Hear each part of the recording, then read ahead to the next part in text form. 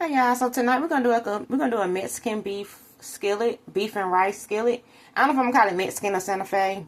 I know it's not like authentic Mexican or anything, but I don't know. Anyway, so I'm gonna use this is some olive oil. I'm using 93.7. I'm using 93.7 ground beef. If you use something with higher fat, you don't really have to use olive oil if you're using a non-stick pan. I put a little bit in there or whatever. We're gonna brown this up. I don't gotta show y'all how to do that. I'm gonna brown this up. Get you one of these, y'all. Dollar Tree. And the quality is good for it to be a Dollar Tree product, y'all. Alright, do this. Once this is brown and cooked through, no more pink, of course, we'll be back. Alright, now, so now add in about a half of a large white onion. If you like more onion, add more, y'all. So just kind of just cook down till it's soft. And give it like 3-4 minutes.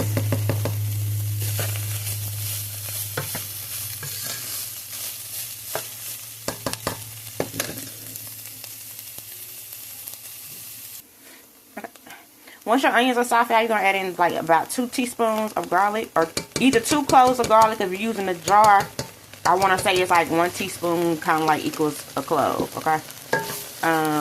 You don't want your garlic to burn. Just like, y'all, as soon as you start to smell your garlic, you're ready to go to the next step. It don't take but maybe about 30 seconds to a minute. So as soon as you start to smell it, start adding that other stuff.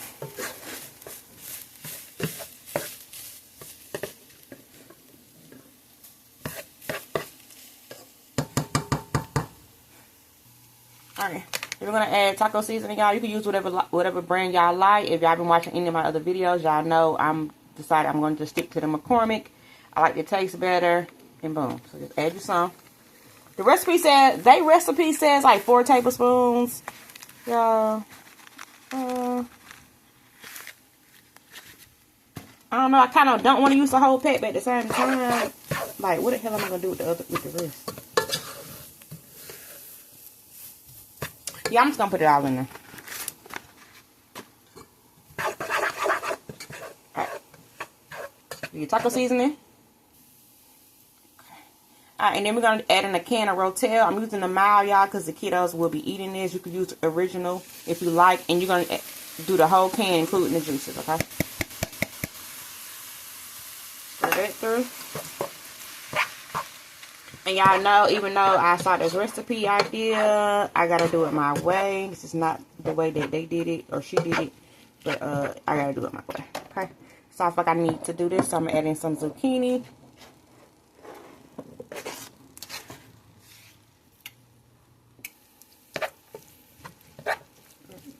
Put the zucchini.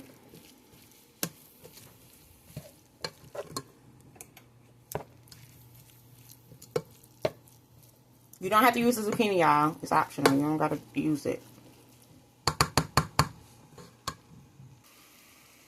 Okay. Then you're gonna add in 3/4 to a cup. I'm using, her recipe said 3/4 cup. I just did a cup. I'm just gonna do a cup. I don't know. I feel weird using just a 3/4. I don't know. I don't think it's gonna be a problem. Wash and rinse jasmine rice. Y'all know, honestly, I really don't care about whether you wash your rice or not, child. If you wash it, knock yourself out. If you don't, I mean, hey, do your thing. I don't judge, baby. Okay. We're going to stir that through. That's our rice. It's also a 1-pot meal, y'all. Okay. 1-pot meal. Alright, next we're going to add 1 can. We're going to add 1 can of 1 can of black beans, 1 can of corn. These are both have been also drained and rinsed. Add that in.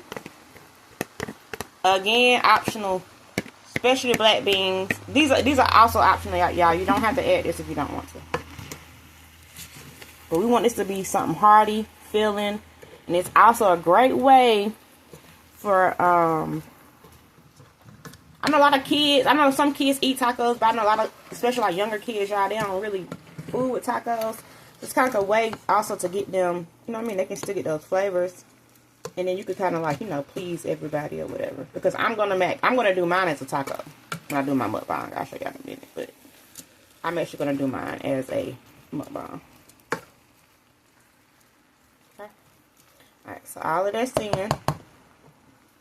Also, her recipe said to add in salt at this stage, but she's also using low sodium soy chicken broth. I'm not. I'm using regular chicken broth, so I'm not going to add anything to it. If I need to season, I'll season later.